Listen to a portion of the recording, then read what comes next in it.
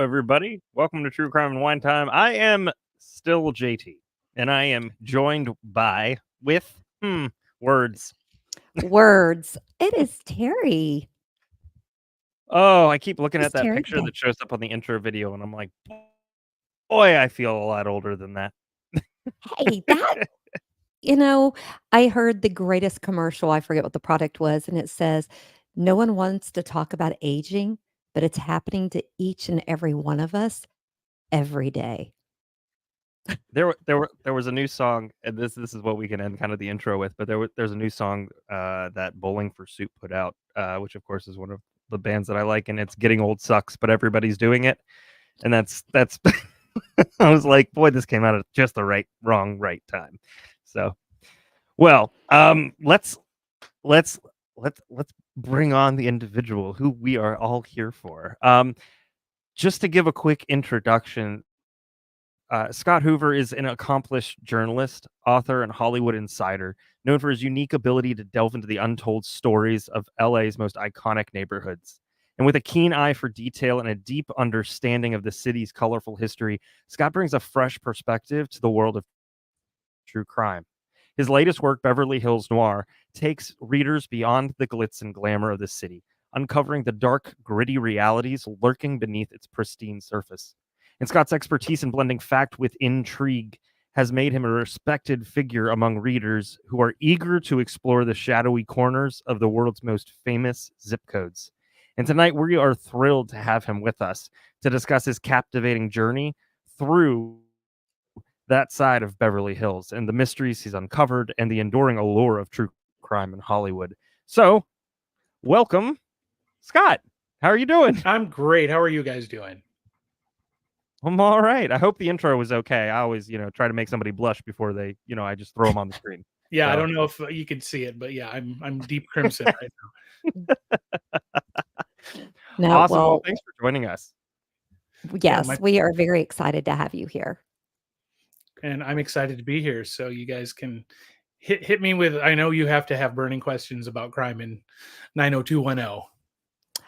I do, but first I have to say I am drinking my good old standby tonight, Kim Crawford Sauvignon Blanc, because it's still too flippin' hot in Texas to drink red wine, even though it's October 31st. I'm hitting a little Gentleman Jack with a splash of Diet Coke because I figure we'll probably talk about Frank Sinatra today, and he would approve. He would approve. He might not approve the splash of Diet Coke, but he would approve the Jack Daniels. He certainly would not approve my Sam Adams right now, but here we are. That's what I had. Oh, forgive me. So I will tell you, as somebody that's going to age me quickly, but there was a point in my time that I watched the show 90210 and I lived and breathed by it.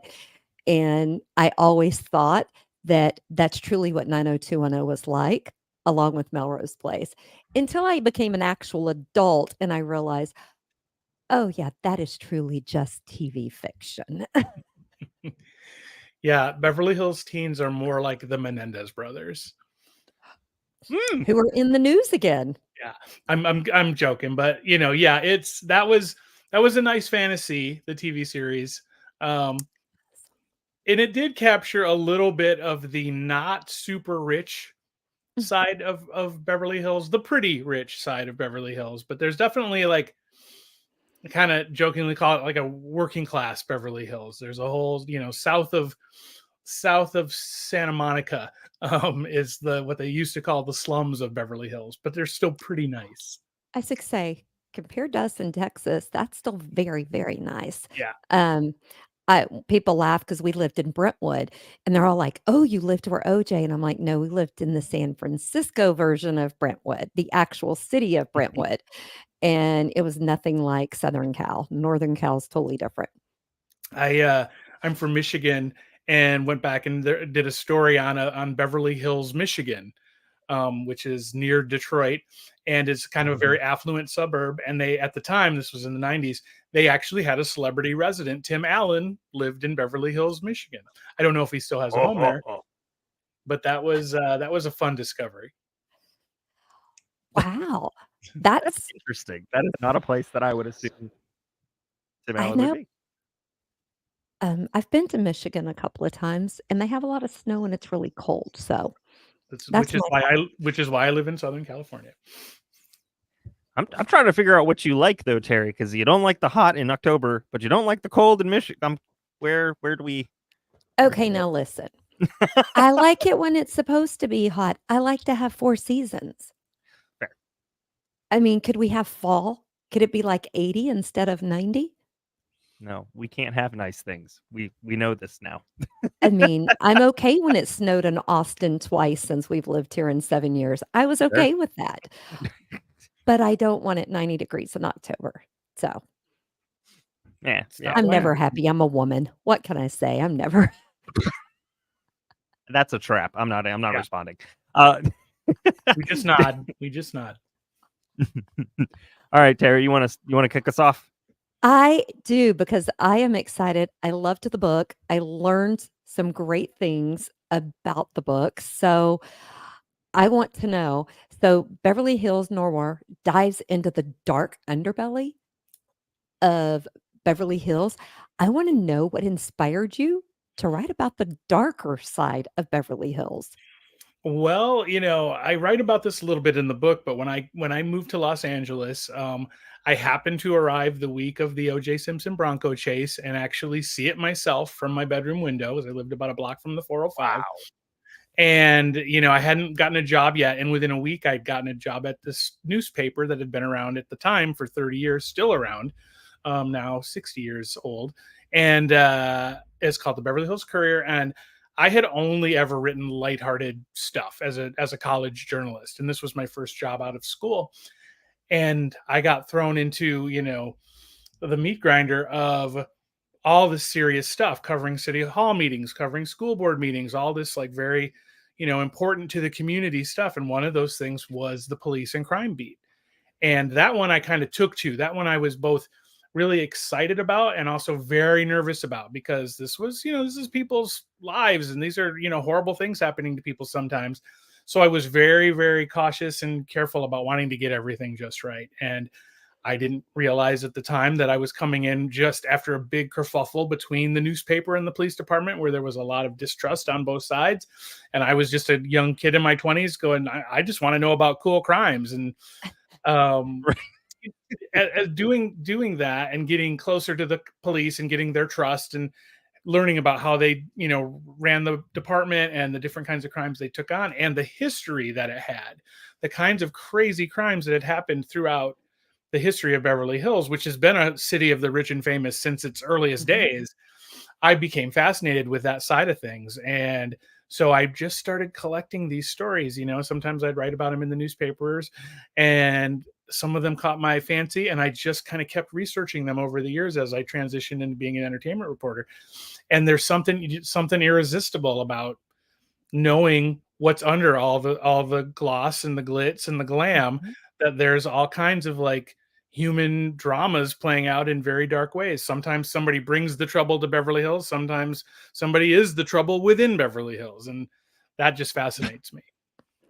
I mean, I will say, after reading your book, I want to go to a city hall meeting or a city council meeting, because when you talked about, was it Charlton Heston? Charlton Heston used to call me in my office about and I was like, really? They go to those meetings? But then I think about it, that was their town. I mean, they're still everyday people. It was such an interesting time. I don't know, because I haven't covered a lot of the civic stuff in a while. I don't know if that still happens. It doesn't feel like Beverly Hills is quite the insular celebrity community, not just celebrities, but heads of major companies and royalty from different countries and all kinds of like prominent people from in different walks of life. But when I came in the mid 90s, it still had this like small town feel with very, very famous people living there. So you'd see, as I mentioned in the book, you'd see Jack Lemmon at a city council meeting because his neighbor had done something to annoy him and he wanted to complain about it. Or I went to lunch with Valerie Harper to talk about the school system. I love that. System. And it was fascinating. I used to go. I mean, I used to see I just told Jamie Lee Curtis this the other day when I saw her. I used to see her dad, Tony Curtis, like out almost like 3 times a week, because he would go to all these boutique openings on Rodeo Drive, and any party within the city, you'd almost always see Tony Curtis there. And he was a lovely guy. He was a lot of fun. And it was just so, coming from a small town in Michigan, I liked the hominess of that community, but then the surreality that these people were hugely famous. You know, you'd go walk on Rodeo Drive, walk into an appointment somewhere, and you'd walk past Dick Van Dyke or Suzanne Summers, just shopping, window shopping. And those are real things that happened to me, like. See, those Yeah, things yeah. don't surprise me as much as them going to city council meetings or things, because I would think, don't they have a house assistant or personal assistant who would go and do that for them? A lot of times they liked to bring the weight of their own celebrity to their cause. Do you know what I'm Makes saying? sense. Yeah. Just to get the point Yeah. across. They were meant business. I love that. I don't get many Now, of those run-ins in Richmond, Virginia. Just I you will wait. say Not much of that. we have some in Austin area that we've run into in the 7 years we've been here, and we lived in Vegas for 4 years. Vegas, saw them all the time. I mean, it was a common occurrence. Yeah. But now, with all of the different cases that you learned about, how did you pick the specific cases that you decided to write about? That's a great question. I have enough cases to fill probably 4 books. And I wrote 2 books worth of stories and had to settle on what I wanted to get into this one. The first thing I did was I knew I couldn't quite, with the space I would have, I didn't want to tackle something like the Menendez brothers, or, going back, Lana Turner, Johnny Stompanato, which is a very famous case from the 50s. Some of these stories were just too big to fit in an anthology format, and they've been written about. So I wanted to zero in on stories that you might have heard something or be familiar with some of the people in it, or that were just so, to me, mind-boggling and fit that Beverly Hills mold so well that I wanted to tell you, these stories. And within that, I tried to kind of pop around to different genres of stories and different types of crimes. So I didn't want to just have murder, murder, murder, murder. I wanted to have Right. Murder, cat burglar, love triangle with gunplay, barroom brawl that turns ugly, a hostage standoff, Yeah. shoplifting with a famous face at the center of it. I wanted these stories to have a different feel, and that way, when I wrote them, I could also do different styles of storytelling. The story in the beginning, the first murder of Beverly Hills, is very Chinatown-esque. Politics weigh heavily on the story. The story about the cat burglar in the 1940s, Gerard Dennis, is very To Catch a Thief or Catch Me If You Can, very heisty, If I can, yeah. capery. The hostage standoff from the 80s at Van Cleef and Arpels on Rodeo Drive is very much Dog Day Afternoon. So I wanted that kind of diversity, and I wanted that sweep of history. So that helped me land on the ones that I did. I didn't, because of space constraints, I couldn't get anything in from the 70s in this volume, and the 70s stories are the craziest ones. But I was pretty happy with the scope of what I was able to get in. Well, I will say I loved the scope because it did go, to different ones, and I really liked that. I will say I learned a lot of things about Winona Ryder that I didn't know. I had to text, and I was like, okay, that really blew my mind. Really blew my mind. That chapter in particular is really, that was interesting one to dig into, because I covered it at the time. I was physically myself in the courtroom as it was unfolding. And Except for the verdict, right? Except Wasn't that for when the you had verdict. jury duty? I got, of all things, I got called to jury duty the day the verdict came in. And I got out of jury duty, but it took me all day. So yeah, that, and and to have encountered her, many times since she's really reclaimed her career and is doing fine. That one is a very unique one, because I have my own perspective on it. But it was also a big story. But while you might know that Winona Ryder was arrested for shoplifting, you don't know all the details, because it turned into very much a courtroom drama. I thought she stole a tube of lipstick. I put in our group chat that we have with our producer. I'm like, I always thought she stole a tube of lipstick. No, it's a Where was I? few $1,000 worth of Yeah. accessories and I mean, wardrobe. she even took scissors. I mean, this girl was prepared. I mean, I give her credit for being prepared.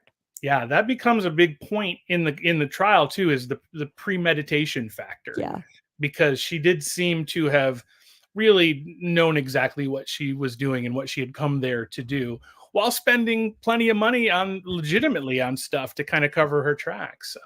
She was, I hate to get too snarky about her, because it's clear she was in a bad place, Yeah. and was experiencing some real tough mental times and some addiction to painkiller. And I think we almost all of us now know somebody who's gone through that. Right. And so I try not to be too judgy about it, but it was definitely a really bizarre, especially it wasn't like she was washed up. She was still at the top of Right. her She was game at the still. height. She was. Yeah. So it's crazy, but I am glad to see that she does seem to have put her life very much back together, and got her career back on track as well. I said after I read it, I texted a friend and I said, okay, Winona grew up, got help, and she proved that your past does not have to define your future. Yeah. That's what I took from it. And I think one of the interesting things is, Hollywood was ready to welcome her back immediately after the trial. That was, and she was guilty. she was guilty. And they I mean, couldn't welcome her back because of the insurance issues. The insurance Right. companies that insure movie shoots weren't really quite ready to take the risk. So she had to take her time and prove herself. And I think that was really important for her to Mhm. getting herself back together. The fact that she did have to sit on the bench a Right. little bit, and used that time constructively to, put the painkillers behind her and get herself recentered. I think that was huge, and I think she would say the same thing. So yeah, but I mean, if it was up to Hollywood, she would have been in a movie within a month of, walking And out I of the. think it's good that she wasn't. So, Yeah. I mean, it shows sometimes taking a step back is not a bad thing. So, while you were writing this, because you were already a seasoned reporter there, you already knew a lot of information, but did you uncover any surprising or shocking things that you didn't know while researching? I didn't have a ton of time to talk to like hundreds of people for the book specifically. Especially with all the chapters and all the history, but I did reconnect with several retired police officers that I knew from back in the day for some of the more contemporary stories. And I did find out, every time I talked to somebody, I found out some new element that blew my mind. Probably the biggest one is in one of the cases that didn't make the book, and it was kind of a bombshell, but that'll hopefully be in a second book. I'm trying to think of one from here. Just the story. There's a story of one of the things that I covered myself about the two guys. One was an ex-cop from Detroit and his brother, Oh, and yes. they had come to LA. He'd broken out of a prison farm Yeah. in the Upper Peninsula of Michigan, and come to Southern California, and was, had been robbing banks in Detroit before he Mhm. left, using a fake explosive device, like a bomb, saying like, I'll blow this bomb up if you don't give me X amount of money. So they'd come out to LA, and they had they'd hired an FX company, like a special effects Oh, yeah, makeup. and they learned how to turn And didn't they go from being African American to Yep. white or They something? Yeah. the guy transformed them from black to white. Now they only spent so much money, and it was very like obvious that it wasn't real. It was like, the movie White Chicks. And so when they walked into the bank, they were almost, the jig was up almost immediately, and it turned into a wild car chase. But what I didn't know about that is when Beverly Hills police went to the apartment where they had been living down in the sort of South Bay area, they found an explosive device in there, and they were very worried and that it could go off. And one of the cops, who was a veteran, he was the longest serving cop on the force, said, I think it's fake, and went in, and sure enough, it turned out to be fake. Kind of a big risk to take, but he I'm was like, big in his instincts. that's risky. Yeah. And that correlated with what I knew about the Detroit crimes with the bank robberies, that they used a fake explosive. And I had never known that in the, nearly 30 years since that story first took place, and so that was kind of a fun discovery. Now, Mm. you covered a lot of high profile individuals. You talked about them. How do you think fame and status affect the criminals and the police investigating the cases? Yeah. One of the interesting things I think about the Beverly Hills Police Department is that they are notoriously uncorrupt. Throughout the history of the city, when LA had a very famously corrupt police force in the 40s and 50s. And one of the reasons I speculate is because there was so much attention on Beverly Hills almost from the very beginning. It was a city of the rich and famous from 1914 when it really first became a city. This movie stars came in very shortly after that, so it always had a lot of attention on it. And of course, it's a city where every third person has a law degree. So the Beverly Hills Police Department has had a long tradition of being very by the book, very above board, very like closed ranks. Like they don't share a lot of secrets. They don't put a lot out into the media to kind of make things happen in their solving cases. Like they're very methodical because they know there's so much attention on them, and they're ripe to be sued. They're ripe to be accused of this, that, the other thing. So they didn't have that kind of corruption problem. Then you've got the populace, who many of which think they are above and beyond the law, because of their wealth and their power and their fame. And that does come into play, still today in some cases. And you also have the notion that Beverly Hills is some kind of big gold mine for criminals from people coming from the outside, that there's so Right. much stuff to be taken. Now, professional criminals know that it's kind of a commonly said thing amongst law enforcement. When they get to the city limits of Beverly Hills and they see that famous Beverly Hills city limits shield, or they see the white street signs that distinguish it from Los Angeles, they know they better be careful, because the cops, because the city can spend so much money on its own protection. The cops have a very famous 3-minute response time. There are police everywhere. Today it has the most cameras in just about any other place in the world. They've got a very sophisticated system that links not just the cities and the police's cameras, but other cameras all over the city. Oh, Um, wow. Wow. yeah, they're very, like, I'll tell you a story. I was interviewing the great movie producer Jerry Weintraub, who did the George Clooney, Brad Pitt, Ocean's 11 movies. He did The Karate Kid. He managed Elvis. He had a great career. And Jerry, I was at his house interviewing him, and the police showed up in the middle of the interview, and somebody had been murdered on a house over, because Jerry's like, "Why are the police here?" And somebody had been murdered, like a week or so before, a house over, and they were asking to see his security camera video to see if it was pointed Oh, when at the next door neighbor's estate when the incident happened. So they're very shrewd and smart about how and where they can collect evidence. So with that kind of fame, the ability to be scrutinized, it's a very unique little island right in the middle of Los Angeles. It's tempting, I think, for people who have big dreams of hitting it big. It's tempting for people to abuse their power, but it it doesn't it rarely works out. It rarely works well, out. all I'm wondering, do they pay those officers enough that they actually live in Beverly Hills too, or do they All drive in from LA? Almost nobody on the force lives in Beverly Okay. Hills. They I was do wondering how they could afford it. they do make good money, um, Okay. by police officer standards. By their peers in other parts of LA, they're well compensated. It's a good gig to get, um, and it can often go long stretches without really serious crime. So you get to just kind of play with state of the art crime fighting tools and go about your business. Excuse me.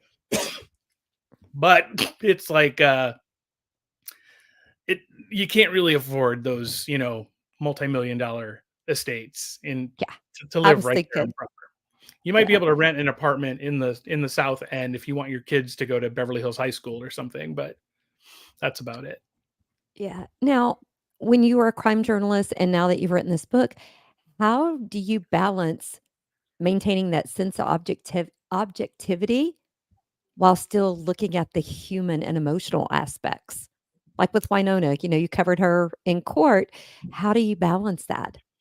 Yeah, I think, part of it is integral to the experience of being a journalist.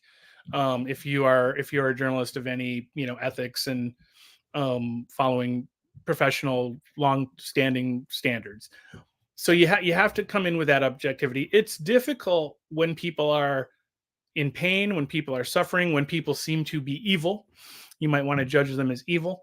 And it's add on to that in Beverly Hills, the prospect that, the suspect, the culprit, the victim, any one of them could be a very famous figure, very powerful, influential figure. So you kind of got to keep your remove that much more, because all those things can influence what you're doing. And I would say as I matured, I gained an even greater ability to kind of look at everybody's story and why did they do what they did. And so, 20 years ago when I was covering something like Winona Ryder, I might have been a little bit more judgmental. How could somebody riding so high do something so silly and get themselves in so much trouble? That sounded ridiculous. Now I understand, what she was going through, and there is a price to fame. I see it. I've been covering entertainment long enough that I see where those prices are paid, and people, can't always cope with all the success that they're experiencing. Like, and then you never know what's going on behind the scenes. So you take that sort of basic tenet of journalism of trying to be objective, and then you really have to work on it, as you keep up with your career, because it's easy to let it slip. Yeah, I think that's a really rare balance to be able to do that. So, what was the research process like? Because you seem to have some information that wasn't just readily out there. So it made me wonder, did you have some original case files? Or you did say you talked to a couple of officers that you know. So tell me a Yeah. little bit about that. Beverly Hills Police is extremely uh, reluctant to give out any case file type information. So I wasn't looking over anybody's shoulder at cases. I did get to talk to some retired police officers who are more free to say things than they might have been when they were on the job. Um, it's actually quite expensive. It's very tricky to get a public records report out of Beverly Hills. You have to ask specific questions, you have to pay a fee, and if you don't ask all the right questions, you're not going to get all the information they give you. It's very selective what they release to you. So that just meant a lot of, I've had 30 years of wondering about some of these cases and tinkering around with my free time. It's almost like a hobby for many years, to get this information. And then now, I started out going to the libraries, the LA Public Library, Beverly Hills Public Library, looking at old microfiche, old newspapers from the 20s, the 40s, you name it. And now it's even easier to do that online. Mhm. And then I read, I talk to people. I've had 30 years to talk to people about things as I've encountered them. I've got a bookcase full of books about Hollywood history and Beverly Hills history and the history of the industry. And I would trip over crazy things. If you've read, I know you've read the introduction. There's the Alfred Hitchcock story, that opens the book. I tripped Yeah. over that in the research for other stuff. And I'm Oh, like, this is great. I've got probably 6-7 biographies of Alfred Hitchcock here, and I'd never read that story before. I had not heard it, but I will tell you, at first, when I was reading it, I was like, okay, I'm waiting for the line that says, oh, I'm just kidding. So I was like, he really had these people arrested and taken to the police station and then had them dinner served there, all as a plot thing. I mean, I was really waiting for you to tell me it was a joke, Yeah, and you did. he was a notorious practical joker, and Yep. kind of a little bit cruel in the I was joke. fixed to say. Yeah. And this was one of them. But boy, I mean, imagine being in that room, and that's why I loved that story. It was such a perfect metaphor of being in Beverly Hills. You're surrounded by celebrity and fame. You're living kind of a high life, and all of a sudden, the police walk in and they're rounding you up, and you end up thinking, "What did I do?" or worse, how did they find out what I did? You know, and Hitchcock knew that. I mean, he played us like that in the movies, and he knew how to do it in real life. But yeah, that was such a fantastic little anecdote. I could not resist using that to open the book because it just kind of encapsulated the whole experience of Beverly Hills Noir. I did. I thought it set the tone perfect. But like I said, I was a little disappointed in myself because I really wasn't buying it. So you got me there. Now, the I wanted to cases, do Hitch proud by luring I you. think you did. I Okay. think you did. He would be proud. Me, not so much proud of myself, but he would be proud. Now, with the cases you covered in this book, which one did you find the most challenging to write? Probably in terms of how horrible really the story is the hostage situation at Van Cleef and Arpels in the 80s. It's probably the worst thing that's ever happened in Beverly Hills. Um, Biggest body count, and it's harrowing, you know, and it's Mhm. tough to spend a lot of time in that world writing it, knowing that it happened to real people. Yeah, I will say it I I was like I told you earlier, I was shocked that it was just one person. I don't want to give too much away because I do want people to go and buy it and read it, but I always thought it was more than one person who did it. Yeah, and So that the other was thing, I know how much pain it caused the police department. You know, I talked to people when it was only really 10 years old. You know, it only happened 10 years earlier. And I talked to some of the police officers involved, and you could just see that it just nobody nobody walked away from that feeling anything but horrible. And yeah, that's I don't see how they could because I mean, and I love that everybody stood up for the police department, or not everybody, but most of the people did that lived there. And I really liked that because you don't see that in a lot of other places. yeah, and Beverly Hills is things are shifting a little bit, but historically, Beverly Hills has been a very pro police community. Like they really turn out to support their police officers, and they you know pay them well, they treat them well. It's it's a big police booster city, and that's always been the case. It's a little there's always a faction now that seems to be looking for the Beverly Hills Police Department to make a mistake that they can jump on, and Of you know course. inevitably they probably will do something that's going to cause a stir um, when they're that closely scrutinized. But it's yeah, that was the night that was like the happy ending as best you could get out of that story was that the police got the sort of community connection they needed to take their work to the next level, so something like this would be less likely to happen. Agree. Agree. I thought it was great. Now, since writing this book, in doing research, has it changed how you view the city or its history? What it did was it made me realize I got to see the evolution of Beverly Hills. If not to be cliche, but Beverly Hills is the main character of all the stories. It's the one character that consistently appears in all the stories, the city itself, in different time periods. And so you see this evolution of Beverly Hills over time. But you also see that the city has not changed all that much at its core.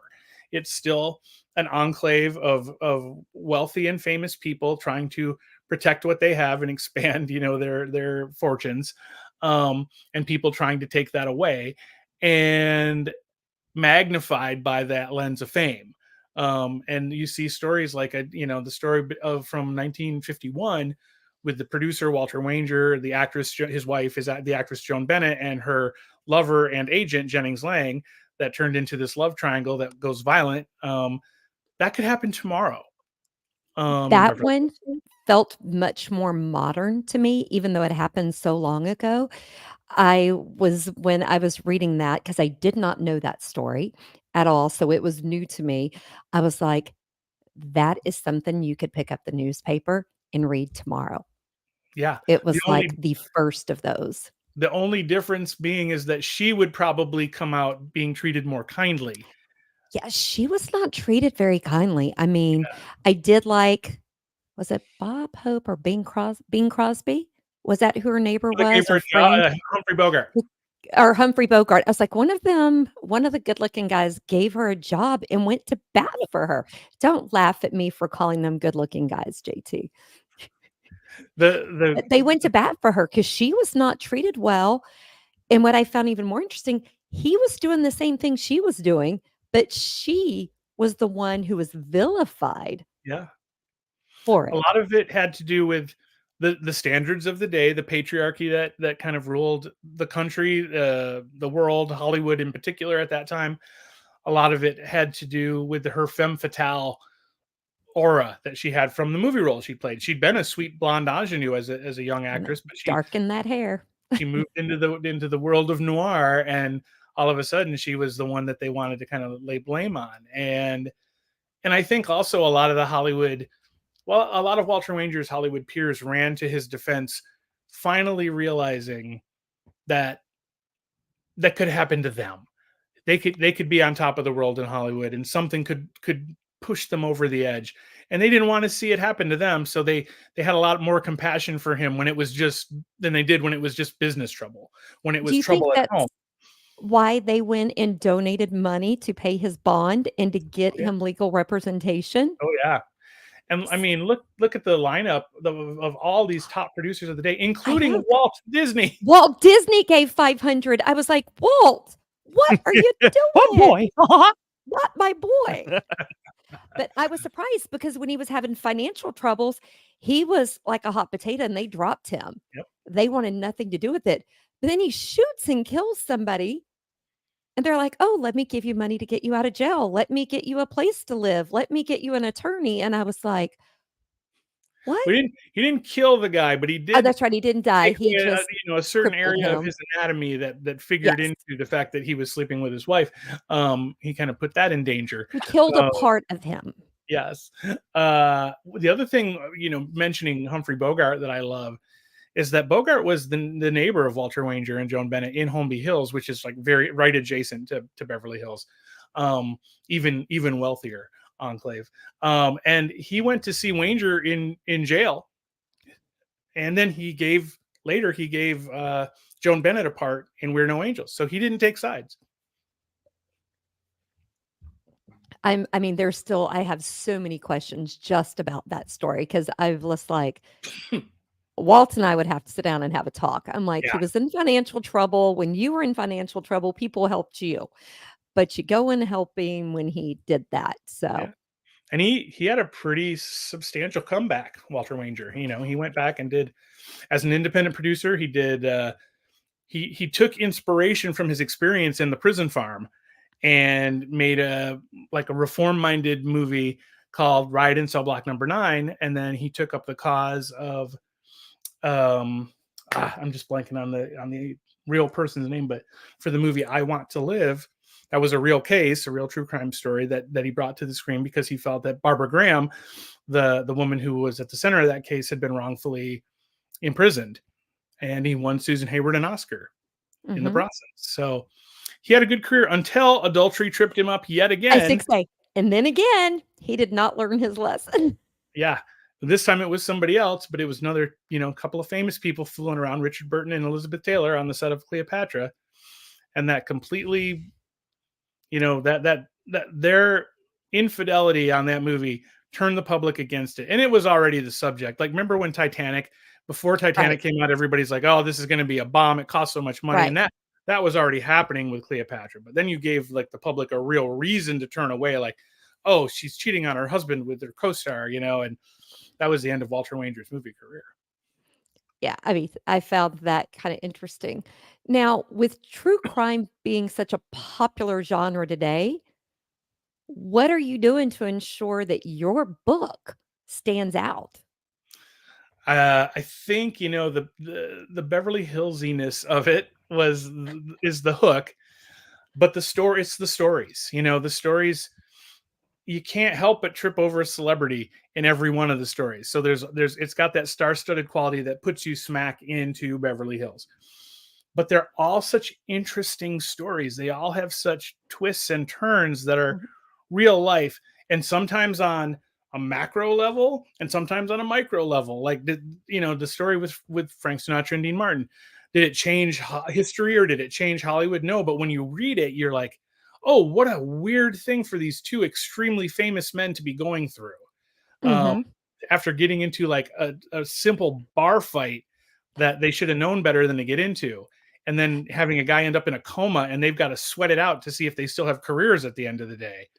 Like that's a story you don't hear about two very famous guys very often. So I wanted to really dig into it. And, I think probably the nicest compliment I've gotten about the book is people said that they felt like they were in the room when things were Mm-hmm. happening. And that was 100% what I wanted to get to. I knew I could gather up enough detail to make you feel like you were kind of standing there over eavesdropping on it. And that's what my life is. Yeah, I mean, you did a good job of that. You Thank you. did a really good job of that. Now, I do want to know, did you leave out in the cases that you covered, did you leave out any details because they were just too salacious to be in there? That's a very good question. One thing that leaps to mind I is, know I again, won't ask you to share it, but I just want to know no, if there. this is another one in a story that didn't make it into this edition, and hopefully will come around. There was some information that was obscured by the police at the time in the 1970s. Like some victims were given fake names in the media, and I could have probably tried to push to find out who they were, but I was like, what's the point? They were the victims. They don't need to relive this if they're still alive. Right. I didn't want to dig in that deep. I didn't think that was necessary information. I'm trying to think if there's anything. There's something in the Winona Ryder story. There was a little side road I could have gone down about another very famous person that I chose not to. I went down it a little bit, but there was so much more that I could have done, and I chose not to because I didn't need the trouble from this very famous person. And it wasn't that relevant. It was almost Right. like a whole nother story. So maybe the sequel. But yeah, that was about it. Other than Sorry. that, if it was anything that there were certain things that I just didn't know, and I don't think I could have pushed any further to find out. But as a historian, I know things are going to come up that are going to make things in my book inaccurate, if that makes sense. Like new information will eventually be unearthed, and I'll be like, oh, I don't have the perfect version of the story, and it's going to drive me crazy. But you do the best you can do. I was say you got to do the best you can because out of all of the stories I read, I don't know why, but there's something in my gut on a couple of them. I'm like, I still Okay. think there's some secrets that could be uncovered. Can you give me a good example and maybe I can enlighten you? Well, so like the cat Ah, burglar, I yes. don't know why. I think there's just something in there about that story because it was just got away with it too easy from a period of time. And I know during that time we didn't have the cameras, we didn't have the security systems, but how did you just go in and pretend to be all of this and nobody didn't say, "Wait a minute, I don't know you. That doesn't sound right." I mean, it just I don't know. Maybe just because of the age we're in now, that you couldn't be that good of a con artist. He was very charming, and he was very handsome, which was disarming to people. And he looked the part. He looked like he belonged in the room with the tuxedos and the champagne, and he was very clever. Like he failed a lot. Like you see, he almost gets He caught did. in Canada, in New York. Like he had his failures, but he learned every time, and he got better at his gig. And he wouldn't have got caught other Did. than for a wild coincidence. That's the one thing that tripped him up, and he almost escaped again. I was saying he So almost escaped again. yeah, so he's an interesting guy.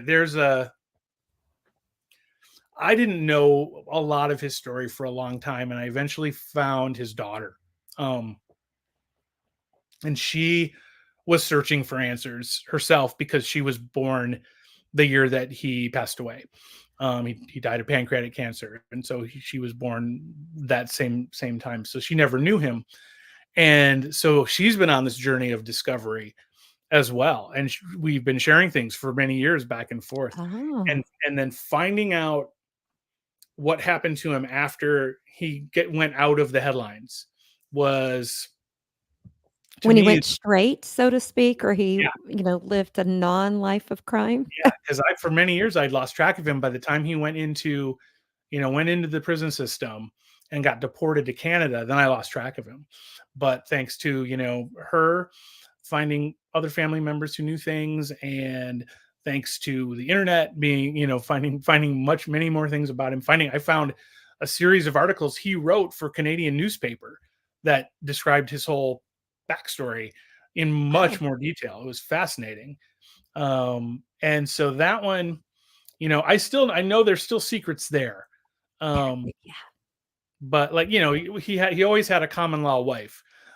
He did. These women, I'm like, wow. And He they knew more than they said they did. You they just, they had to have. I just stop and think of like, they have to have known, and there had to have been some stuff hidden. yeah. And I can't say that outright in the book because Right. nobody else ever said that. Right. Nobody faced any other criminal charges. Like everybody but they might have gotten the courtesy because they were women at a time where women would have been excused for being taken under the spell of a man, but they may have also equally been involved. So it's hard to say, especially all Yeah. these years later. That was 1949. Yeah. But I just like, I know that's another story where I'm like, I know I'm going to find out something else, and I'm going to wish I had gotten that in that book. Yeah. Oh, But that means you can just do a follow-up, later. Yeah. Now, the one thing I found interesting, and I want to know from your standpoint, do you think because you had covered the entertainment side of Beverly Hills as well as some of the crime side, that it gave you a unique perspective to writing this book? Absolutely. I mean, I kind of consider myself, tongue in cheek, a Swiss Army knife of entertainment journalists. I've done everything. I've cover film, I cover television, I cover events, I do red carpets, I do sit down interviews with people. And then before that, I was knee deep in Beverly Hills doing the police and the crime, but also the whole community. Like I got a pretty holistic view of that community. I've written about, all these things in Los Angeles, for local magazines over the years. And so I've got a pretty good bird's eye view of the Venn diagram of where Beverly Hills crime, celebrity intersect. And that has, knowing how the industry works, having a really good up close and personal view of celebrities for the last 20 years in particular, being in their world, not just the rich, privileged world of Beverly Hills, but being right up close and personal with celebrities, gave me a lot of very specific perspective. Now I haven't covered a crime in quite a while. I sat through a court case in quite a while, and I ended up covering a good chunk of the Danny Masterson trial a couple years Mhm. ago, which was really, I hate to say it, fun to get back into that world again, especially because that was another very surreal case. I've known Danny Mhm. Masterson for many years, and I can tell you honestly, I never particularly liked him, um, but I didn't know that he was, capable of the things that he was convicted of doing, and so that was interesting, seeing somebody who I'd encountered many times, seeing this whole secret world they'd Right. lived in blown open, in court. So yeah, it's a r- I'm it's still not surreal. The things I see, it's still, I don't live that life. I just live near it or around it, You're right. and so I yeah. What else can I say? I've observed a lot over the years. The other thing I found interesting, and I think I found it interesting because I just recently got a jury summons, and I am beyond excited, hoping I get picked. I believe it was Winona's trial that one of the people chosen for the jury actually worked for the studio or the production company or something, had put out some of her films. How were they not disqualified? I still can't understand that that closed door meetings with the judge. The judge was I know. I'm satisfied. like, Peter how? Guber ran Sony Pictures, and she made 3 films for Sony Pictures during his tenure. And it's like that's a business arrangement. Like, he was essentially her boss. He may not have been in day-to-day control of the production, but he could have stopped it or gave it Mhm. more money or whatever he wanted to at any given time. And that he convinced the judge that he could be impartial was mind-blowing. And I'm not saying that I don't think he was. I don't think anything untoward happened. But Oh, I why, don't why either. would I you not just was shocked. why would you not just dismiss him out of hand? And Right. that's I opened up that chapter talking about the bizarre scene of, we had a judge who had been on, as a bunch of celebrity cases. We had a former studio head sitting in the gallery, or in the jury panel. There were actors that would come and go, little Yeah. character actors that I would recognize that were just coming to observe the thing. We had a celebrity lawyer, Mark Garagos, Yeah. was her attorney. We had Winona Ryder sitting there. We had Marsha Clark was covering the trial, sitting 2 seats down from me. That's Beverly Hills Justice right there. That's I'm some like, unusual stuff. that's a movie. That is a movie that I need to see on TV because I got the jury summons the same day I was reading that part, and I was like, "Oh, maybe I won't get kicked off for being a true crime podcaster." In Beverly Hills, I wouldn't. Yeah, I have never been placed on a jury yet because I lead with, I've covered a lot of trials. I know Yeah. the system, and most lawyers on both sides don't want me on a jury. But yeah, one of these days I'm gonna have to do it. I just know it. But JT's the one of us true crime duo that covers trials. I'm not so much into the trials. I'm more into, I want to know what happened, why it happened, and those kind of things. But it's not my day job, so I'm hoping my day job will get me into into the trial. We'll see. Now, I've got to know if you could just sit down with one of the people that you wrote about in Beverly Hills Noir. I want to know who it would be, and I want to know what you would ask them. Oh boy. So, because I have so many different ways I want to answer this question. Because if you ask me about pure fanboy, Mhm. I want to talk to Dean Martin. I mean, I love Frank Sinatra, That's but that's fair. I want to have that conversation with Dean Martin, because number one, I want to know what the heck happened exactly in that bar that night, In because that bar, yeah. nobody tells the same story. So I do want to know that, but I also just want to talk to Dean. And I hear, I actually know I've interviewed a couple of his daughters, and I didn't know this for a long time, but I'm friends with his granddaughter. I didn't know that's who she was, but Yeah. so he's somebody that I would like to, just for my own satisfaction. When it comes to the biggest mystery, I wish I could talk to Edward Doheny or Hugh Plunkett, who were the murder suicide casualties in the very first murder in Beverly Hills in 1929, because we still have no idea what exactly went down, why it went down, what the nature of their relationship was. And if I could pump either one of them full of sodium pentothal and get the story, I would do it in a heartbeat.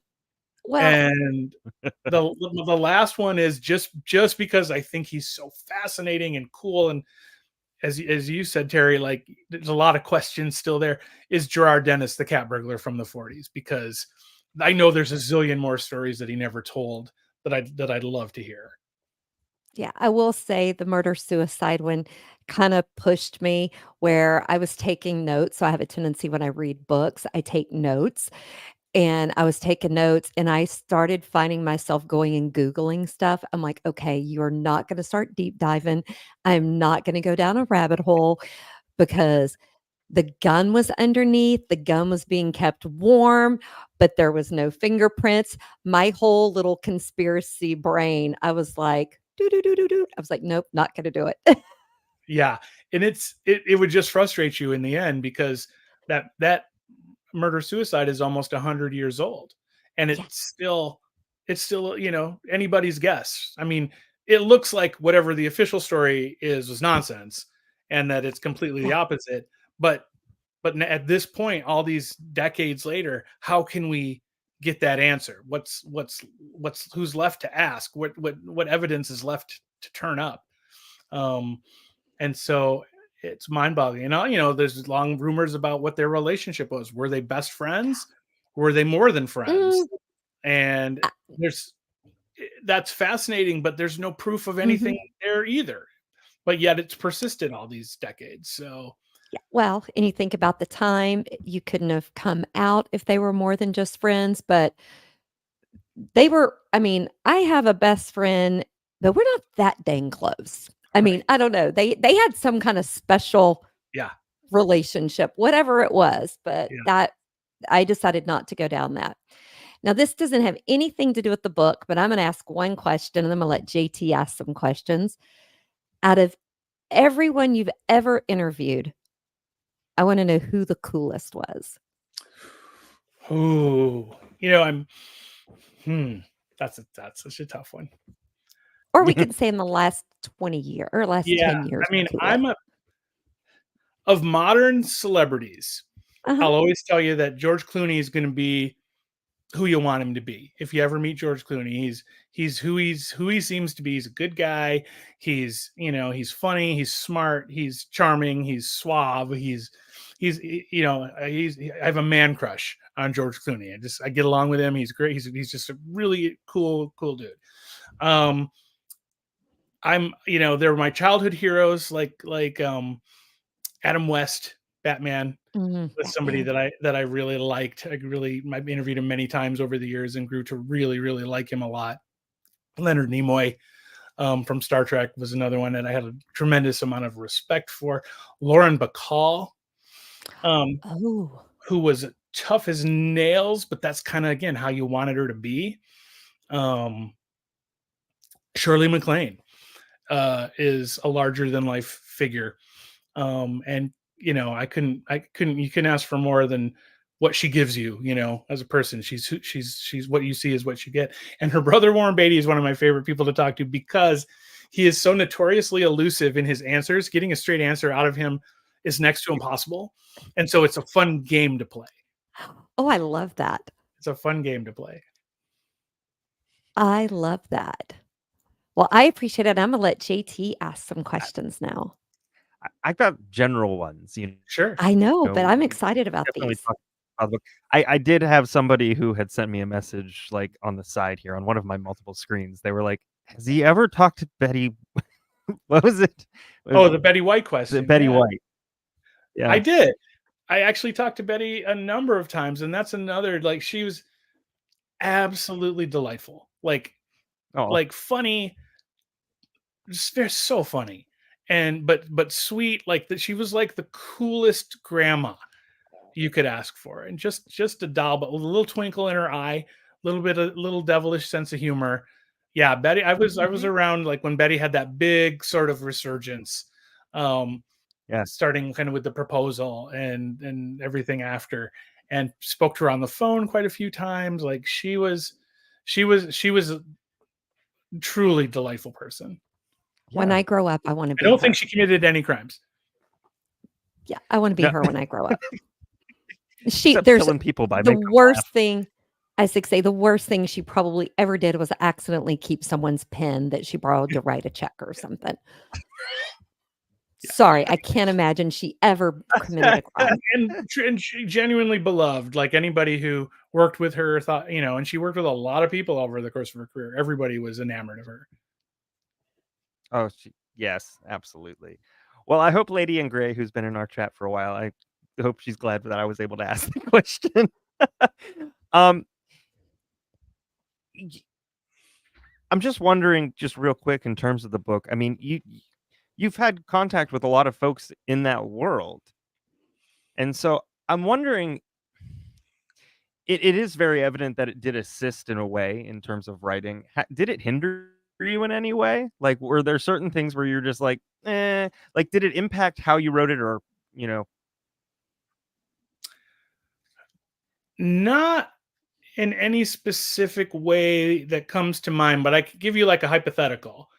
Sure. Like if let's say, and this is not true, I'd had bad experiences with Winona Ryder before or after I would have had to decide if am I going to write about that? Am I going to be subjective? Sure. And I didn't have anything weighted one way or the other. We've just had interview, subject, interaction, so, but that would be something I would have to take into consideration. I don't Yeah. know anything especially controversial or spicy about any of the police officers that I wrote about in this book, but that is something that could come up if I do more stories, because not every police officer is perfect. And so, if it's relevant, then Mhm.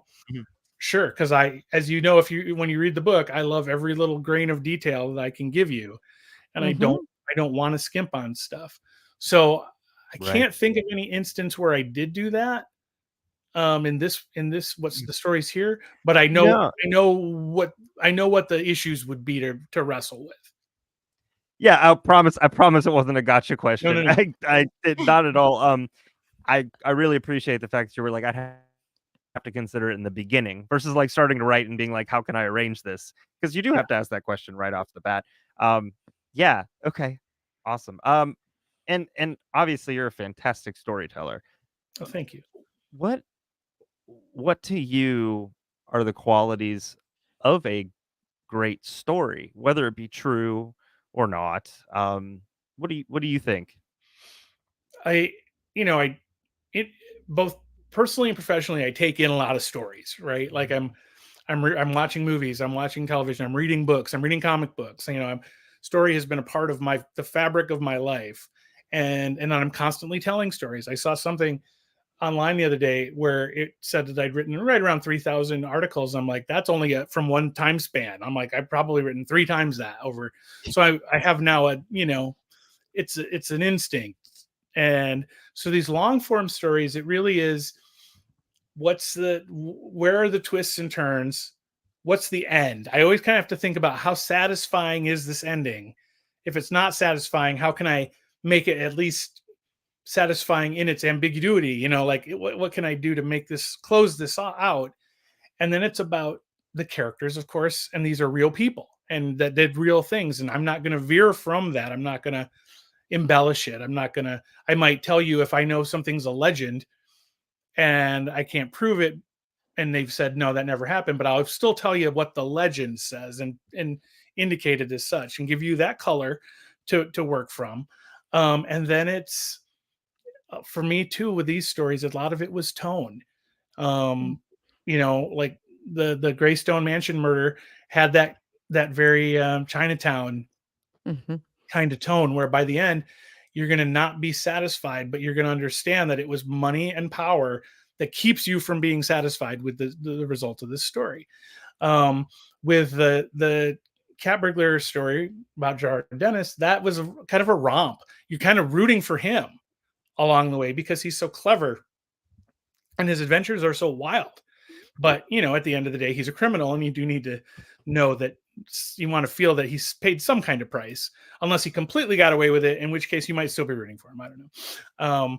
So it's finding those kinds of things. Find the Van Cleef and Arpels story is so tense, and puts your heart in your throat, and leaves you unhappy. But stories have unhappy endings.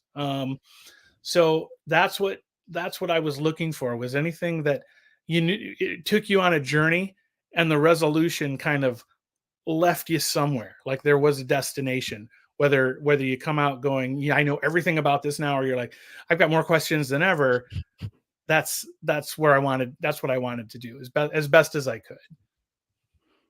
Well, absolutely. And I mean, that destination, how how do you ultimately hope that this work and all, I would imagine there's kind of a theme or a thread through all of your work, but how do you hope that this book will impact the readers? I hope that they get a sense, sort of a deeper sense of Beverly Hills, because Beverly Hills is kind of a state of mind, um, and it exists in the pop culture in a way, but it's also a geographical place where people live and send their kids to school and drive to work and all that same stuff. They just might live in a much more expensive house, and they might go to work on a movie set or the United Nations. It could be anything. And so I wanted to kind of bring that world to life and also show that sort of consistency of how this almost mythical place, Beverly Hills, how it has this consistency through its history, and crime is a part of that. I kind of look at fame and wealth to the average person has this, like, first it has an allure. You kind of wish you had it. You kind of fantasize about what that would be like. You pick like the people that you identify with. Like, I think George Clooney's great. Like, but then if he gets in trouble, you kind of are able to say, "Ha, his life wasn't that great. My life's not. I didn't get in that kind of trouble." Like, and I'm okay. I might be only making a quarter percent of what he makes, but like I'm okay. He's you see what happens. And then there's that second narrative of rooting for them to come back from the trouble they got in.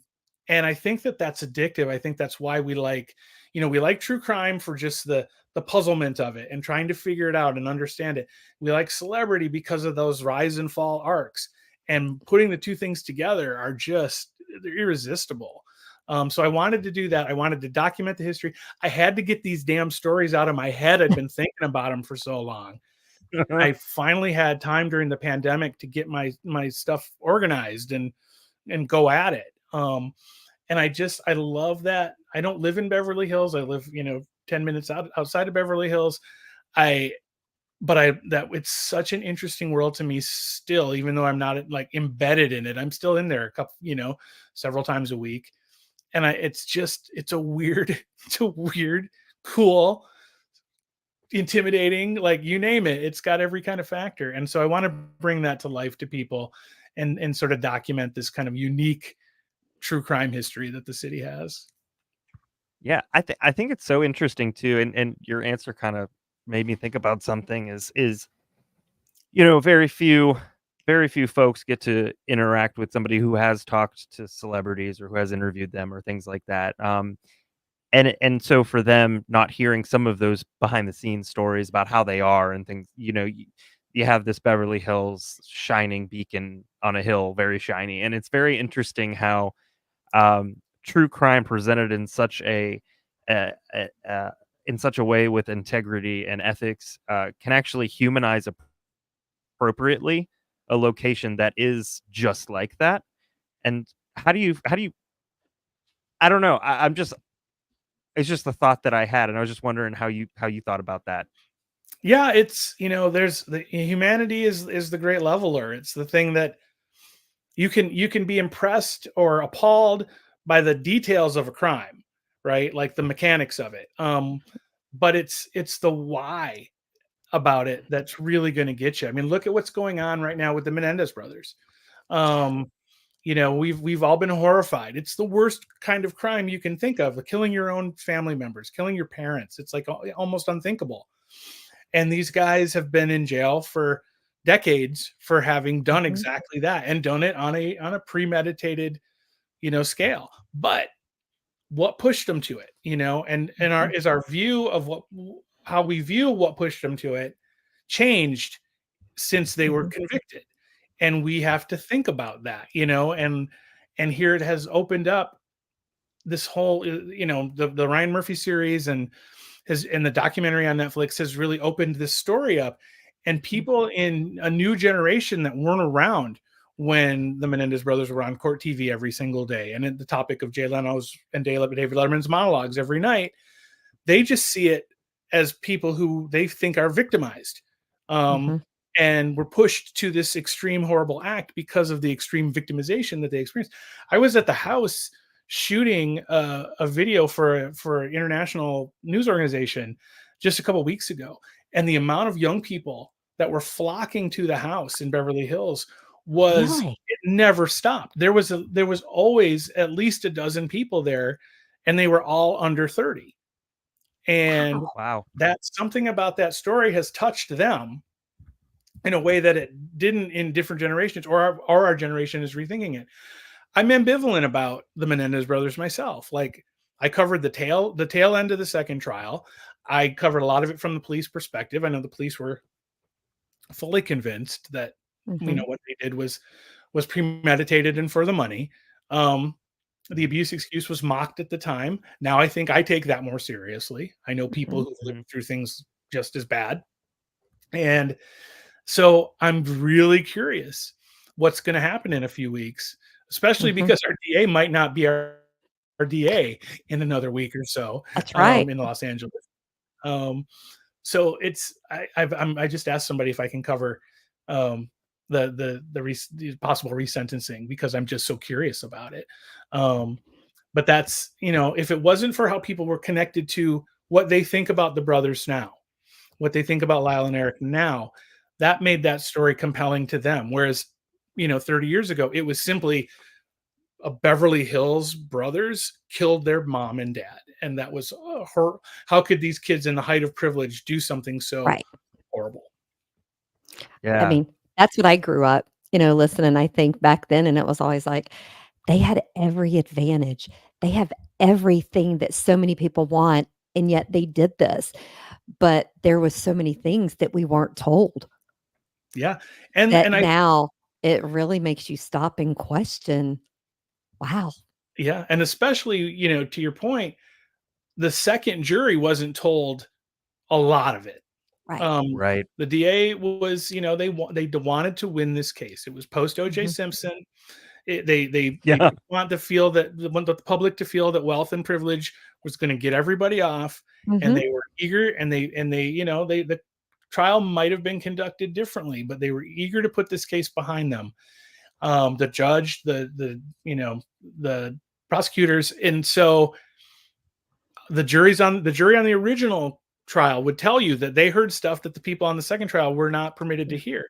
So I think it is very fair to evaluate that this time around, and have the brothers serve longer than necessary.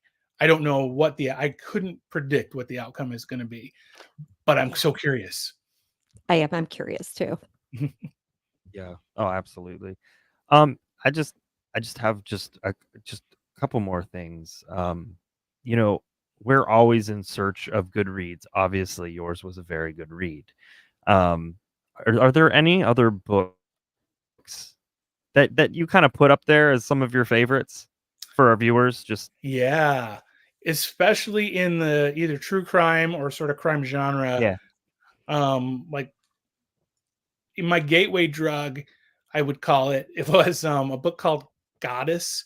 It's a book about Marilyn Monroe. It was published in the 80s by a journalist named Anthony Summers, and it's probably the closest to a definitive, grounded, realistic investigation into her entire life, but particularly her death. It's still in print. I think you can still pick it up pretty easily. Netflix recently had a documentary that included a lot of his original interview tapes. That opened my mind. Marilyn's such a crucial figure in the history of Hollywood and connected to so many different people and so many moments in time. I reread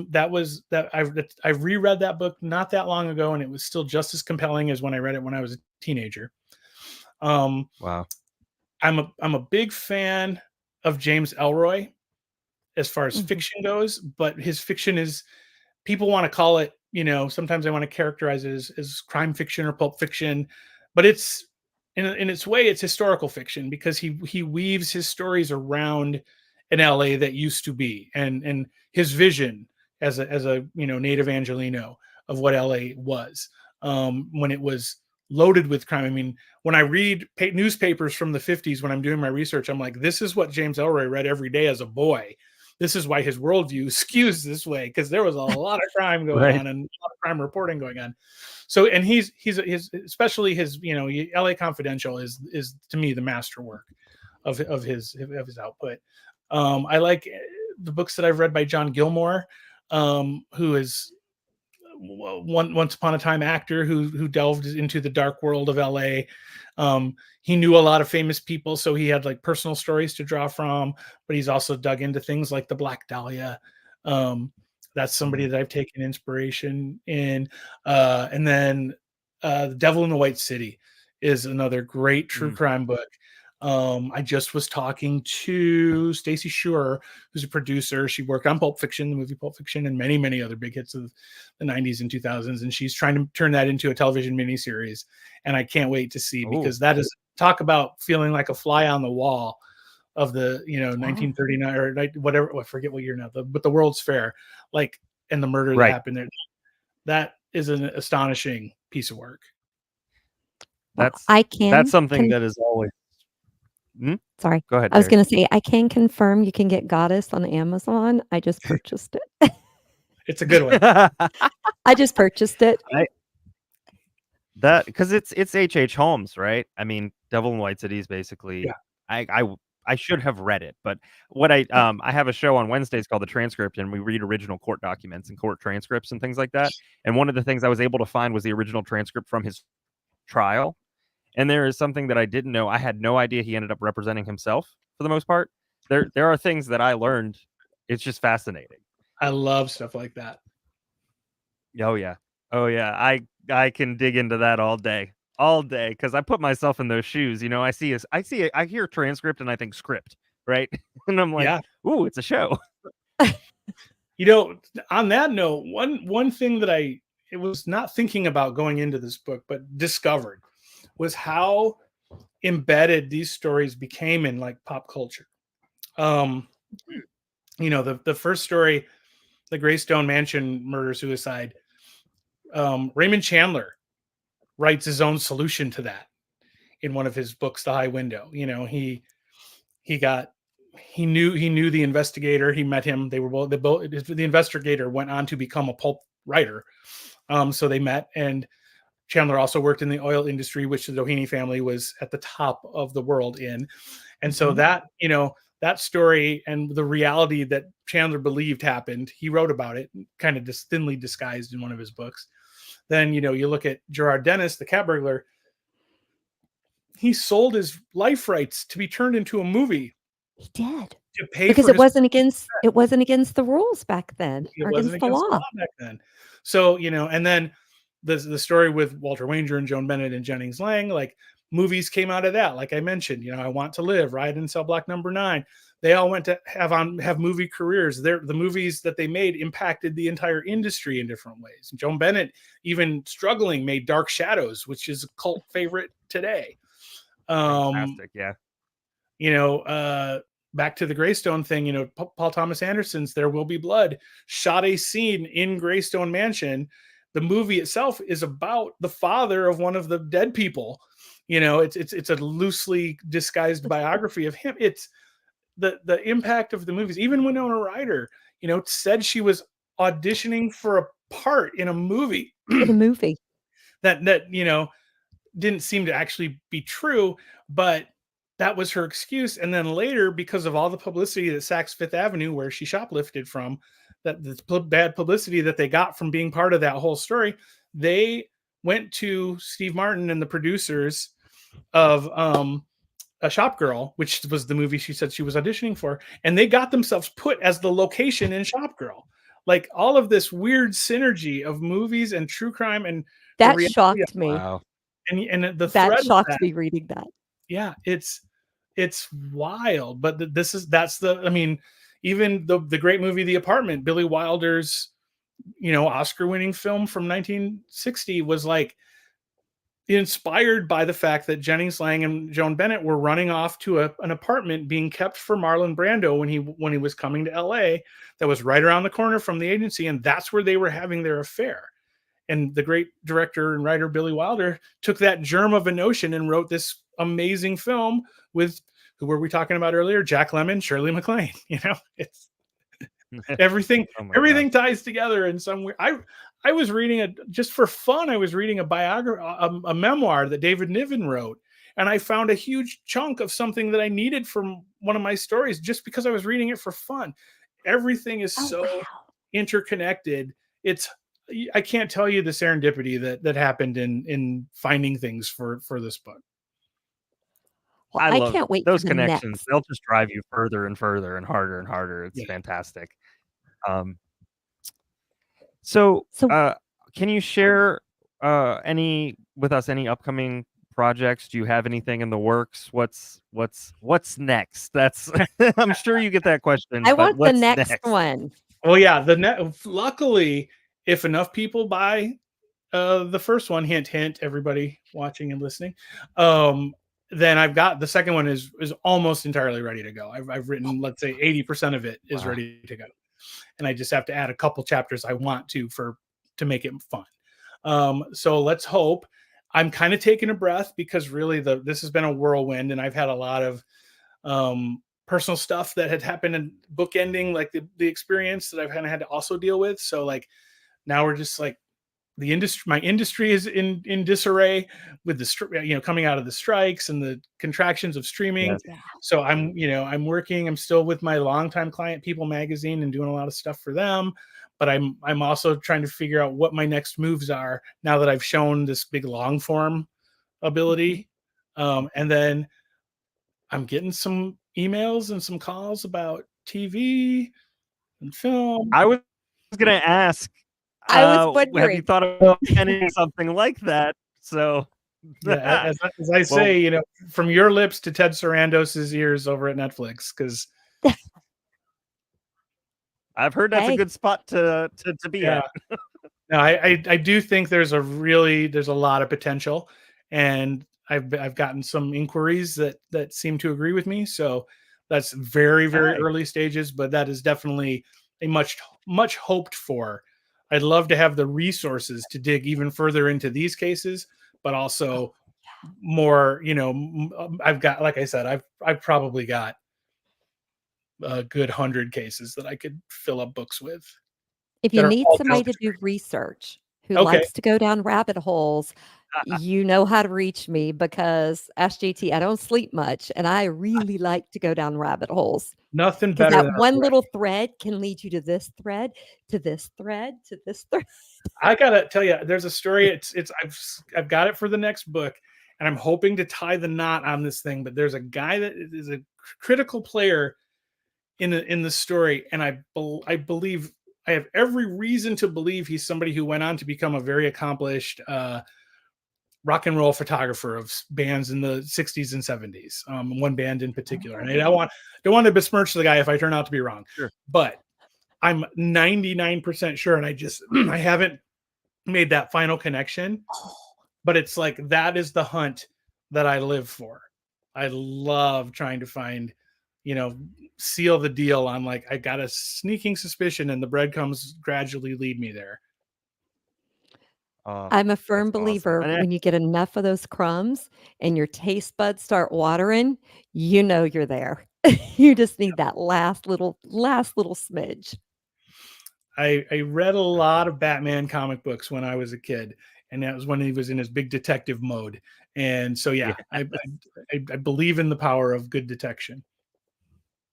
Oh, for sure. And with all of that, I think it's really important that our folks who are watching in their homes, or hopefully not driving, please don't. But how can they discover more about you and the work that you have? Where can they find you? I mean, I'm all over the internet because I've written for so many different publications. And I really need to get a one-stop place so that people can go to find me. I'm having a lot of fun on Instagram with both my own page and with Beverly Hills Noir's page, posting photos that I have the rights to use and things like that, and doing little teases for some of the chapters and things around that. So that's a place where I've been having fun. I've been stalking it, so it's good. I've been stalking it. I like that. And then and I'm always out. I'm always like I posted something on my own Instagram where I realized, like, in the space of a few days, I had interviewed Nicole Kidman and Zoe Saldana and Tom Hanks and Robert Zemeckis and Angelina Jolie. And it was nonstop because I was covering a film festival. And that was that for Here? The Here? Yes. Was it the movie Here? Yes. Yes. I'm excited about that one. Sorry. I didn't mean to interrupt you. I apologize. I was excited too.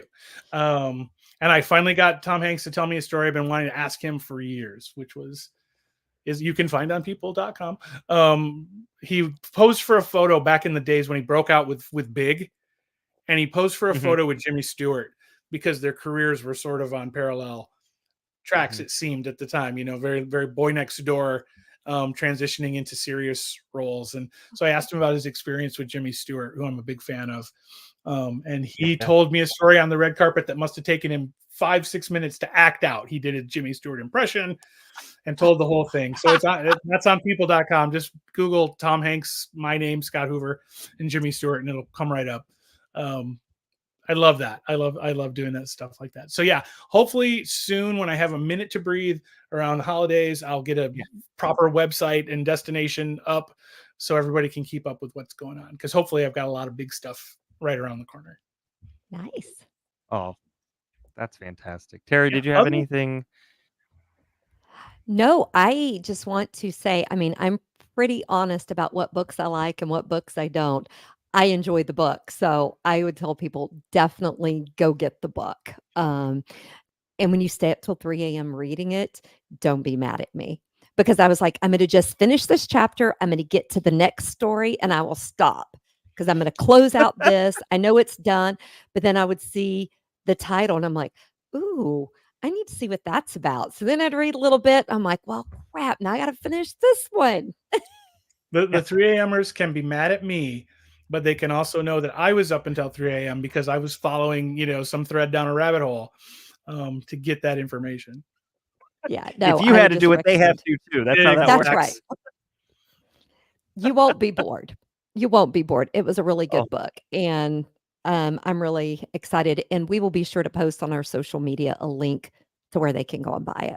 Yeah, it's everywhere. It's Amazon and Barnes and Noble, and people can find it just about anywhere that they sell books.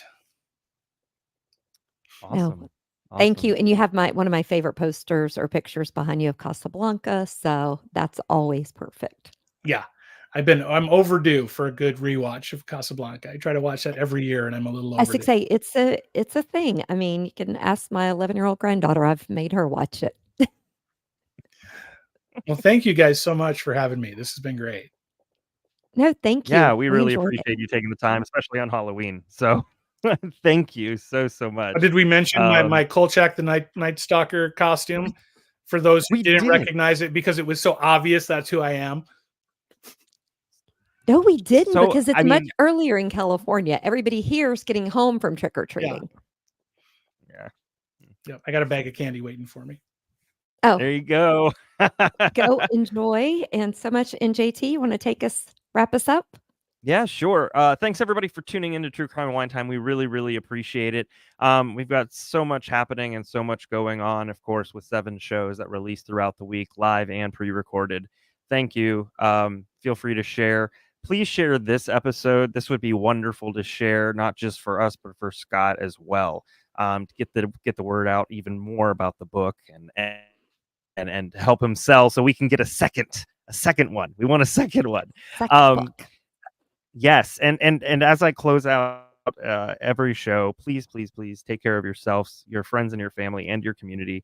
Don't let anybody dull your sparkle, and shine on, you crazy diamonds. Shine on. That's right. And as I always say, please stay safe. Watch out for crime because it's everywhere. And always enjoy your wine time. Bye, everybody. We'll see you next time. Bye, guys.